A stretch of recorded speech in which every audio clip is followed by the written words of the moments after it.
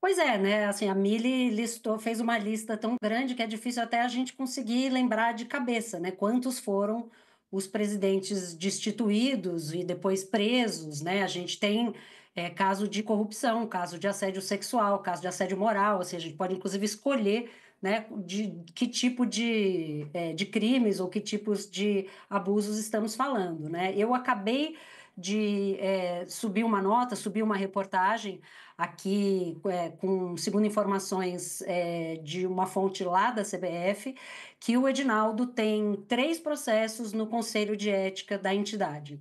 Um deles por assédio moral, e assédio moral é uma palavra que a gente ouve diariamente das fontes, né?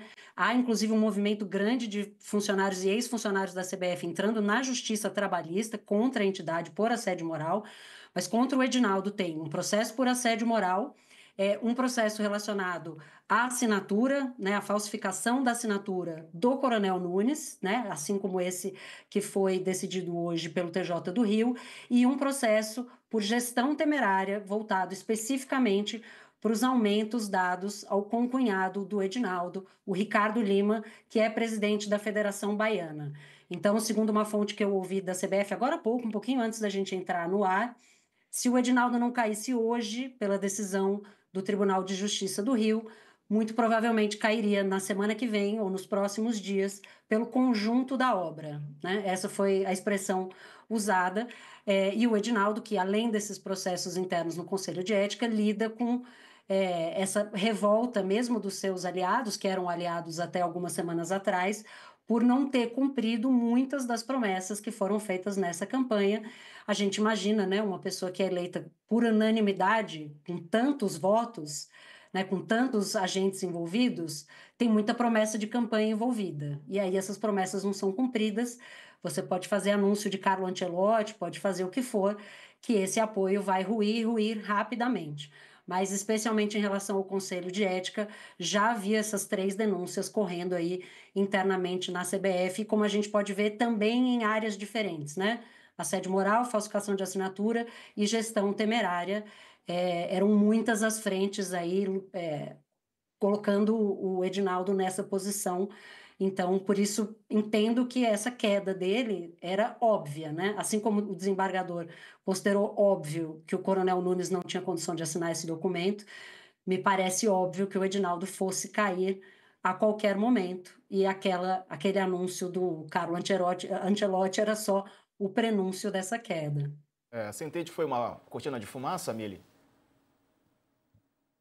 Olha, me parece que sim, porque o que aconteceu? Quando o Ancelotti falou na entrevista dele, sobre assumir a seleção brasileira, ele sugeriu que foi anunciado sem como um acordo, porque estava fechado e de repente a CBF anunciou.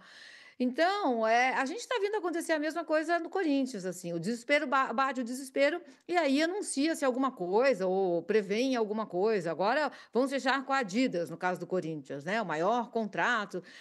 Vem uma notícia assim para justamente falar, não, esse cara aí é bom demais, gente, não é possível que vão tirar ele. E a assinatura com o Ancelotti não é nem a assinatura, é a divulgação antecipada da assinatura. No vídeo que ele fez para comunicar que o Ancelotti estava contratado, um dia de uma pequena aula de leitura corporal faz a gente entender que ele estava em estado puro de desespero. A Alicia e eu falamos sobre isso, assim, era um homem desesperado falando, um corpo robótico, a boca travada, o ombro para cima, assim, total desespero. Era o tom de voz dele, era como se ele estivesse comunicando uma hecatombe nuclear, e o que saía da boca dele era uma notícia supostamente boa. Então, sim, sim, ele usou isso para tentar se manter ali. Pois é. Ô Mili, Igor, quero te ouvir sobre isso também, sobre eventual cortina de fumaça. Tem muita gente aqui no nosso chat no YouTube questionando se isso pode impactar a vinda do Ancelotti, né? Pode fazê-lo mudar de ideia ou melar a contratação do técnico. sobre o que a Mili estava falando agora, Diego, essa percepção dela é muito boa, porque ela corrobora e vai ao encontro das informações de bastidores que a gente tem também, sabe? Não é só uma percepção visual do que estava acontecendo com o Edinaldo, mas sim uma atenção que acaba sendo explícita por meio do gesto dele, do corpo dele, né? Já estava todo mundo muito preocupado na gestão da CBF, os apoiadores do Edinaldo muito preocupados nesse caso, né? Porque a oposição estava torcendo, contando os minutos, né? Já estava todo mundo preocupado do lado do Edinaldo que essa decisão fosse de fato sair aqui, porque eles sabem que, politicamente falando, a Justiça do Rio é um campo adversário para a gestão Edinaldo. Já tinha acontecido uma vez, voltou a acontecer agora esse afastamento. E em relação ao Carlo Ancelotti, horas antes, né, hoje, um pouquinho mais cedo, Rodrigo Caetano e Juan, Rodrigo Caetano, que é o coordenador de seleções, e Juan, que é o coordenador técnico da seleção brasileira, estiveram com o Ancelotti, fizeram uma reunião com ele lá em Madrid, consideraram a reunião muito boa, muito produtiva, todo mundo saiu muito otimista foram os primeiros passos para a definição da próxima pré-lista da seleção brasileira, e essa pré-lista que deve ser enviada para a FIFA no máximo até domingo. Então, o futebol estava caminhando em paralelo à crise política.